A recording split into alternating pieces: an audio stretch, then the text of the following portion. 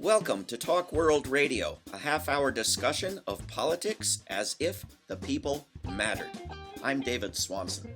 This week on Talk World Radio, we are talking about shutting down military air shows. We have two guests who are working together on this project. Taylor Smith-Hams is U.S. Senior Organizer with 350.org, a global climate justice organization, and Gary Butterfield is Treasurer with San Diego Veterans for Peace. He is a Vietnam-era draftee veteran and a lifetime member of Veterans for Peace and a member of San Diego 350.org.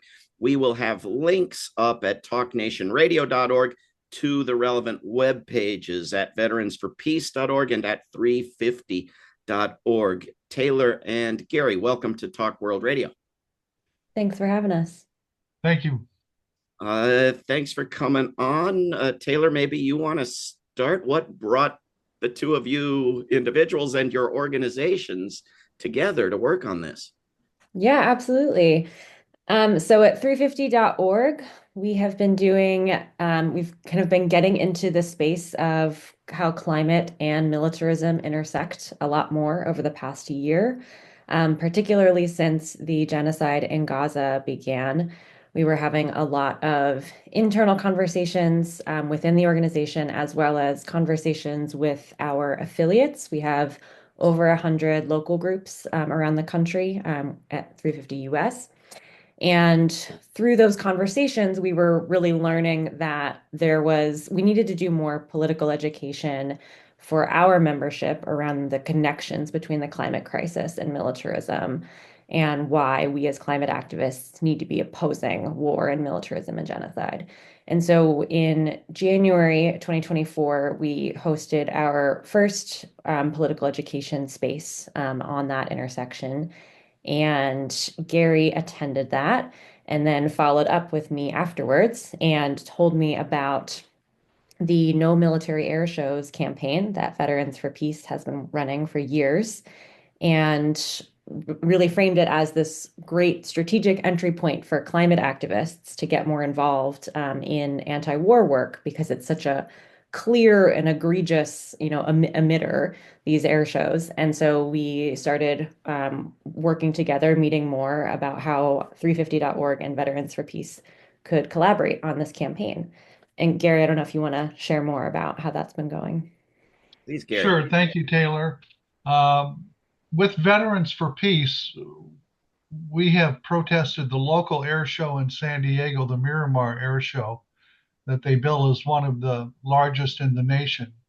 We've opposed it for maybe 8 to 10 years now, and we even sent a couple of our members onto the tarmac at the airbase to film kids as young as 8 years old aiming submachine guns at other kids. Well, we focused on the glorification of violence that the air show is based on, and they claim it's for entertainment. But we really didn't get much community support. About 3.5 or 4 years ago, we changed our focus to looking only at the pollution that the air show produces. And when we did that, we were able to engage a lot more climate activists in the conversation about the connection of militarism, militaristic spending, and how that affects the economy and how it affects the environment and how it's exacerbating the climate crisis. In fact, at Veterans for Peace, we have a national project called the Climate Crisis and Militarism Project, where we've put together a half an hour Zoom presentation that we've presented to about 150 different groups across the country, peace groups, climate groups, social justice groups, educating people that the military is the single largest institutional consumer of fossil fuels and emitter of greenhouse gases. Now, I'm also a member of our local 350.org group, and when I presented to them, this came as a surprise, even in San Diego, which is a highly militaristic city, that people don't pay attention to what, even on your website, David, you refer to as the elephant in the room, which is the military's contribution to the climate crisis. So we feel that education is a key component on how we do this. And when we focus on the air show, it's something people can relate to. They can see that pollution, they can taste it, they can hear it, they can smell it. And many times people are unaware of the enormous contribution that the military makes. This goes back probably to 1967 in the Kyoto Agreement, where the US lobbied extensively to omit many military emissions from even being accurately and transparently reported. So it's kind of out of our purview and out of our awareness, but it's a huge factor. It's maybe 6 to 6.5% of total emissions.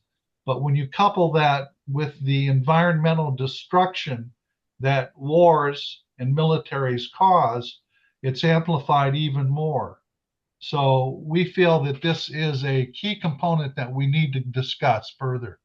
Was Kyoto really 1967?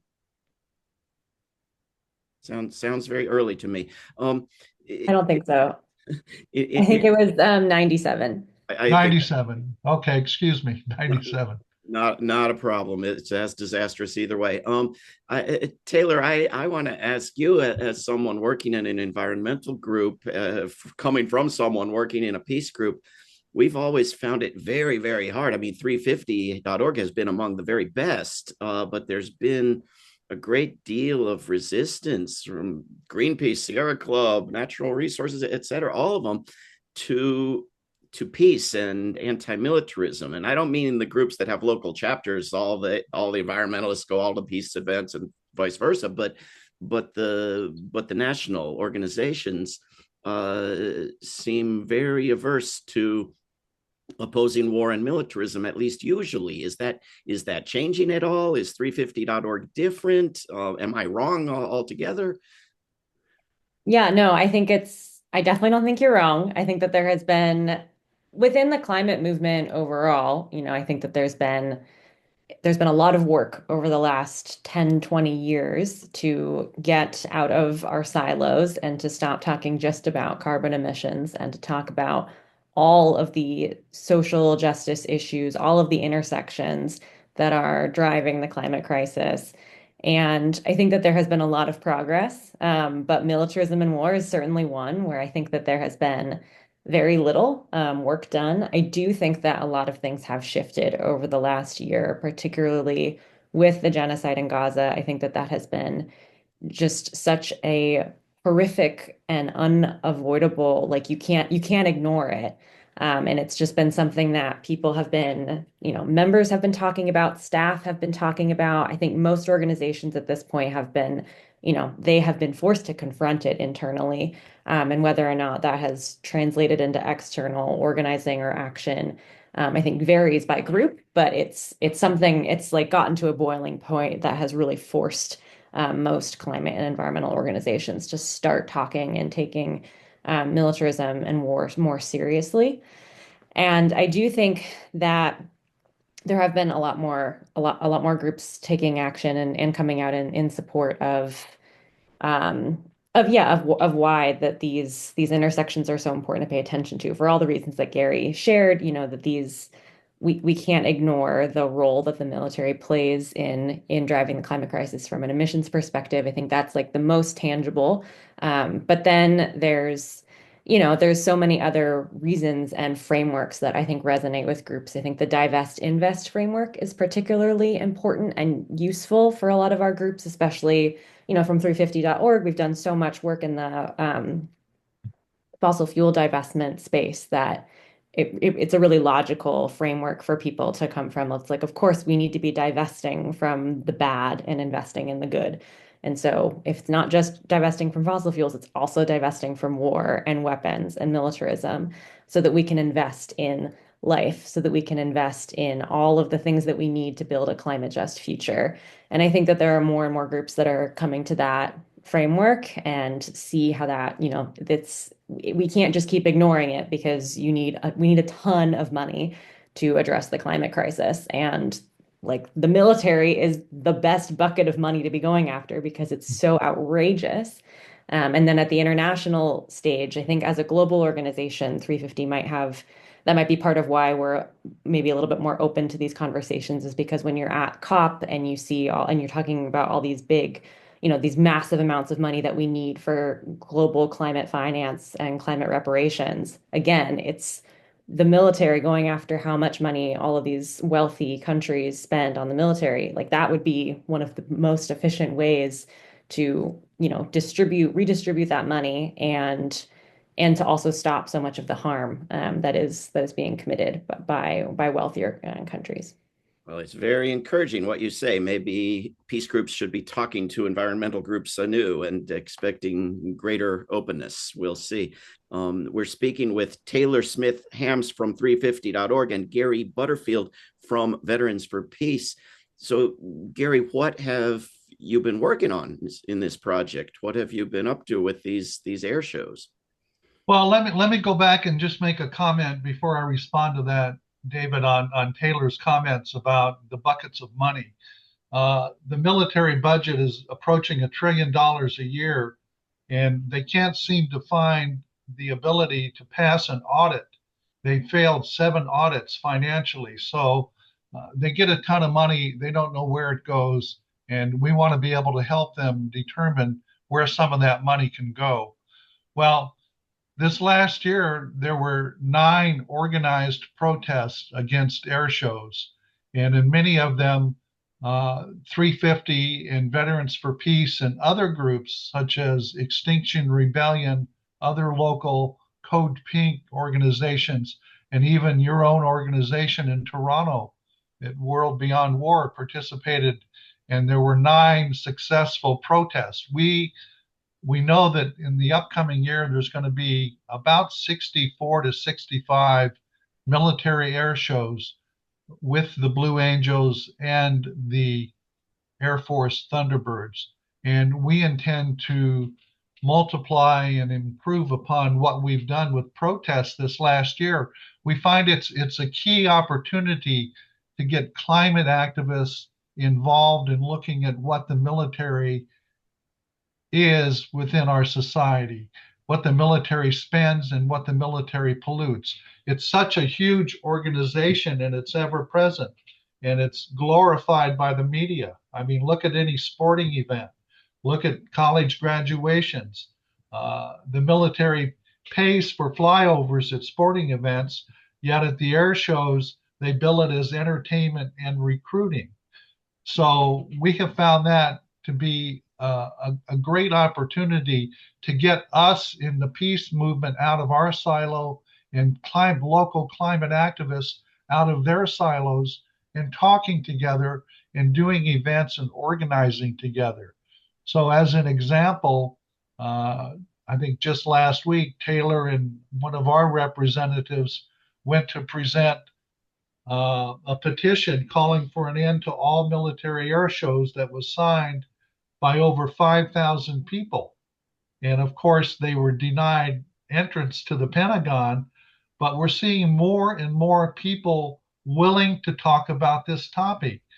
And we know that education is a key component to getting people to put pressure on their elected representatives. So we intend to participate more fully in air show protests in 2025. In fact, at the start of the year, we'll have a couple of organizational meetings and target where we think we have some strong support, either with Veterans for Peace, 350.org, or other organizations that want to participate in what we're doing. I know that the only reason I'm aware that the University of Virginia is playing a football game is that there are military jets flying over my house, right? Otherwise, I really don't care. And you're not counting those, right? You're 65 air shows coming in the coming year just in the United States, not counting all the flyovers at sporting events. Is there a list and a map? Can people find out also about those flyovers? How can people know what's coming? Yeah, Go so ahead. when we first started working together, in about March of 2024, we Gary shared like the Air Force Thunderbirds and the Navy Blue Angels have their schedules for each year, and they have released their 2025 schedules. And so we put those into a guide that really kind of outlines how folks can go about organizing their own protests at air shows in their communities. So we'll definitely be sure to share that link with you, David, so that you can put it along with this segment. And yeah, it really walks you through. The first step is really just looking at that schedule, seeing when the air shows nearest you are scheduled, and then how you can go about, bringing a group of folks of anti-war, of climate, folks together to attend that air show, to set up some visuals and get some flyers, and to really make your presence known so that when people are coming by and participating and watching the air show, it's a really good public education moment because you get to talk to people, you get to challenge their assumptions about, oh, this is just a normal thing in the US. But when it's like, oh, actually, this is like really polluting, a lot of people really don't like them because of the noise. And it can be just a really disruptive thing, like you're talking about, David, with these flyovers outside of, in advance of football games. Like they're incredibly disruptive. So a lot of folks don't even like them. But then if you start to give out that information to people, it can be you can have some really interesting conversations with members of the general public walking by, and challenge some assumptions. So yeah, we have a guide to help folks do that. We also recorded a training with a little bit more information and some of the details that Gary was sharing earlier about the presentations that VFP gives to organizations who want to dive a little bit deeper into these intersections and about why the climate crisis and militarism are so inseparable. I It's mean, as an example, with the military, most people are unaware that the U.S. still supports over 750 bases internationally. 750 bases. Think of the supply lines to keep care of those bases and those troops at 750 bases outside of the United States. So as Taylor says, when you engage people in a conversation, if you can get past the initial, as the jets roll over your sky, and people say, well, that's the sound of freedom. Well, beyond that, to have a conversation, many people admit their own relative lack of knowledge about how pervasive the military is in our society, how much money it spends, how much money it wastes, and how environmentally destructive it is, and how much it contributes to the climate crisis. Indeed. In fact, I can point you on the worldbeyondwar.org website to a globe that you can spin around and zoom in on any of 917 foreign U.S. bases outside the U.S. So over 750 indeed. I think there must be 18 good reasons to oppose these military air shows. Some people oppose the financial cost or the safety. These things do crash, and there's, the whole sky's full of these drones now, of course, and the re-traumatizing of people who've lived through wars who hear this stuff.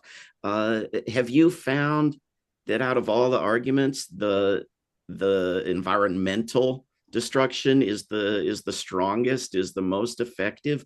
And who are you trying to persuade? Who makes the decisions? How do you get one of these things shut down? Well, I'd have to say that our focus is to get climate people and peace people talking, because climate people are doing great work locally. As an example, in San Diego, when we have changed our focus, our banners say air show fuels climate crisis, very simply put. And last year we had 25 local organizations, including not just 350.org, but Climate Reality Project, Sunrise Movement, and many other local environmental groups who, once they were educated, say, yes, this is unnecessary pollution. This should be an easy one. If we could get the military to cancel an air show, it would do a couple things. It would certainly add to better air for that local environment.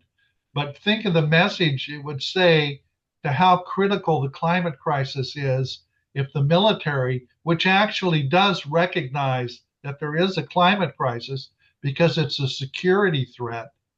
But think about it, if the military were to cancel the air shows, the message it would send to the public, like, we need to do something about the climate crisis. This is real. It's not just a bunch of wacko scientists saying the earth is heating. But given the complete and utter lack of evidence that the Pentagon cares what we think, do city councils or university boards of visitors or anybody have the power to say, actually, we don't want your air show? I think at the local level, that's where we need to go, is to not extend the invitation. And just as we've seen local cities adopt anti-nuclear postures, which is really an extension of the military within our society, as no first strike of nuclear capability, etc. That's where we want to go with this, to get local people say, we don't want them here. We don't need them here. And it's a waste of taxpayer money and it pollutes our environment. We know it's a tall order, but we have to start somewhere. And to me, this is a key element. This is pollution that the mother who's worried about idling her car in front of the elementary school because she's sensitive to what she's doing as pollution. This is on a much grander scale that we can attack it and we can change attitudes. Otherwise, we wouldn't be doing it. So I'd have to say, David, I'm an optimist that we can do this. Taylor, what successes have you all been having in winning people over? And are you in touch at all with the coalition of groups that are protesting and shutting down arms fairs, weapons sales conventions? In Australia, they've had great success, for example, in getting these things shut down and canceled. Are these two efforts in touch with each other? Yeah, I think just going back quickly to the other question, I think that about, local targets. I know that 350 Seattle and a lot of groups in the Seattle area have been doing a lot locally to try and transform Seafair, where there is a big Blue Angel show every year, and really trying to make Seafair more of a community-centered and sustainable event that is not focused on all of these, flyovers and everything. So I think that there are some examples of folks doing some more local targets, and I think we should absolutely do more of that. In terms of where we've seen success, I think just the fact that we have been able to, we 350.org joined this campaign kind of as after VFP had already launched it. But the fact that there has been such a sustained effort over many years that Gary and others have been leading, I think demonstrates, and that it's continuing to build. Like there are more people coming out, there are more protests being organized. I think it demonstrates that this is something people are paying attention to. This is like a very clear example of, yeah, like these are completely unnecessary missions. This should be like the absolute lowest hanging fruit. If the government, takes the climate crisis seriously whatsoever, like you should be able to get rid of these emissions. And so, yeah, I think that it's just the fact that it is continuing. These protests are continuing, they're growing. We're building more of those relationships between our movements.